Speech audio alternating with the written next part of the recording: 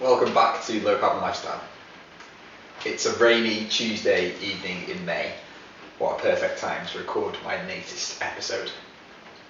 There are some decisions we make every single day that can have a really meaningful impact on our emissions. If one of us makes the change, it won't do much, but if the 979 people that watched my videos the last few months all made some change, it could start to add up.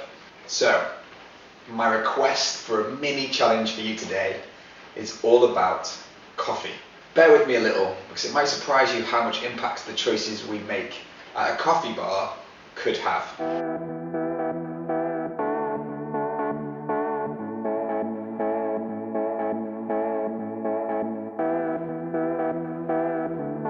My name is Tom, and this is a little series about a low carbon lifestyle. Okay, picture the humble takeaway coffee cup.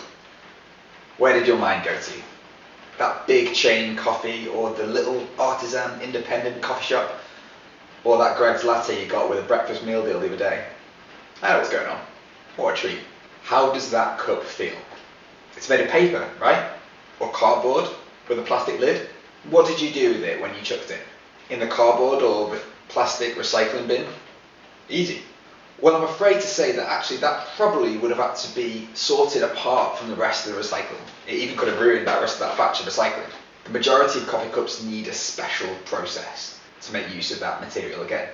The issue tends to be the inside film, little plastic film that makes the cup watertight. After you've watched this video, search Hughes War on waste, coffee cups. I'll link it up there. But you were thinking of that compostable cup, weren't you? The one that says compostable, veg oil maybe. So maybe that's a bit better. When I hear compostable, I think of the back garden, and I think of something that will break down in my compost bin. It's really amazing what goes on inside compost bins. But actually a compostable coffee cup, like the ones that you're thinking of, tends to need a bit more heat to break it down. So they need to be sent to a certain type of industrial composting facility, which don't exist everywhere. I mean, have you ever seen a sign for industrial composting on a bin? Even the local authorities that collect food waste for composting will tend to use anaerobic digestion to deal with organic waste. And that's great, that really is great. Capturing the gas from an anaerobic digester is brilliant, and that's where we get what we call green gas from, but it won't deal with a cup.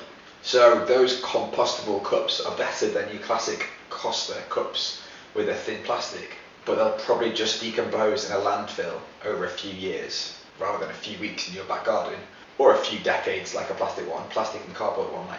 This is fairly frustrating. So what's the solution to coffee cups? Maybe, like most things, the Italians have it right. They tend to get food and drink just about right across the board, don't they? If you've ever been to Italy and drank a coffee, I'd be surprised if you did it in a takeaway cup. The espresso bars everywhere you go are full of people drinking tiny coffees quickly. They stop for 2 or 3 minutes at the bar, they have their coffee, then they head out. They get on with their day. They don't get a big 500ml caramel macchiato and nurse it as you wander outside. They are in, out, done. Or they take their time over a cappuccino on a veranda, pre-11 AM obviously. The Italians prove to us we really don't need coffee on the go. Let's enjoy it. Let's take a break. Let's slow down. Let's get rid of those single-use coffee cups. But to be honest, I'm going to stop you right there. I've taken you on a little wild goose chase down this road. When we think sustainably, many of us think of plastic. We think of waste in the oceans, we think of Blue Planet, we think of recycling and waste, and this is great. We really do need to clean up our oceans. We really do need to stop using throwaway, needless packaging. We need to take waste more seriously. We need to recycle and reuse with purpose. But the important story when it comes to climate change isn't the cup at all, it's inside the cup. Okay, let's go back to that coffee shop. What is your coffee order? For me, for a good while now, it's been either a flat white or a latte, depending on how artisan or fancy the coffee shop is. A traditional flat white is made up of 1 shot of espresso, about 30ml of liquid, and about 150ml of foamy cow's milk. A latte would be the same espresso and about 250ml of foamy cow's milk. You could go up to 600ml on those big takeaway cups, but don't. The coffee part of these drinks tends to be grown in the southern hemisphere, so it has some way to travel. And for each shot of espresso, we estimate emissions of about 200 grams of CO2. That figure again, 200 grams is about the same amount as driving a mile in a medium-sized petrol car. You might assume that a coffee bean travelling thousands of miles would be the worst parts of a coffee, but I'm afraid not. The 150 millilitres of cow's milk in the UK in a flat white would be about 300 grams of CO2. A standard latte would be about 500 grams of CO2. A big old monster latte from a chain coffee shop, around 1 kilograms of CO2. Ouch! Okay, then we've got the espresso and we've got the milk. We've got the coffee, we've got the milk. We next need to heat up that water for the espresso and the steam to make the frothiness on the foam and all that kind of stuff. A commercial espresso machine does need a chunky electrical connection, and it can draw about 2.8 kilowatts of power, which is actually similar to a kettle in your kitchen. But if we assume it takes about 2 minutes to make a coffee, the coffee machine only consumes about 93 watt hours of electricity, which would emit about 20 grams of CO2. If we did the maths on heating the water and milk for a flat white, I reckon it would be about 18 watt hours to make a flat white, which is only 4 grams of CO2.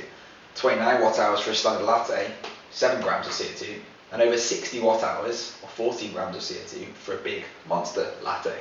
Okay, so we've got the coffee travelling, we've got the milk's emissions, we've got heating it up, and then the cup will have emissions in itself. If we get a takeaway cup, Mike Berners-Lee, our old friend in How Bad Are Bananas, reckons that a disposable coffee cup could be about 110 grams of CO2. I've also read about a third of that elsewhere. So what's my point? What's my conclusion?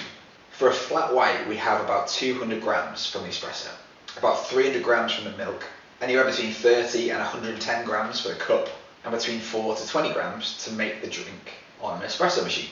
It's a similar story for a latte, but that big component of milk starts to get a bit worse. For a flat white, I reckon emissions are just over half a kilogram of CO2 per cup, 30 kilograms a year if you drink once a week. If you had a venti latte at Starbucks, it would be 80 kilograms a year. So what is my low carbon choice for my coffee order? Well, first of all, a smaller drink is better. So go flat white. At a good coffee shop, it can taste amazing. But when you look into it, the bigger a milk-based drink gets, the larger the proportion of emissions is linked to the milk. So the milk is the issue. Maybe the vegans have got it right. Mike Berners-Lee reckons that cow's milk in the UK has about double the CO2 emissions as an oat or soya equivalent milk. Could you try an oat latte next time you go? That will reduce your emissions linked to your coffee by about 30%, which is a great start, good first step. Then the emissions linked to making the espresso start to show up a bit. So next we need to buy from growers and suppliers that are growing sustainably. Organic is usually a good label, Rainforest Alliance is usually a good label, Fair Trade is usually a good label. Why don't you try and buy coffee that's got those labels?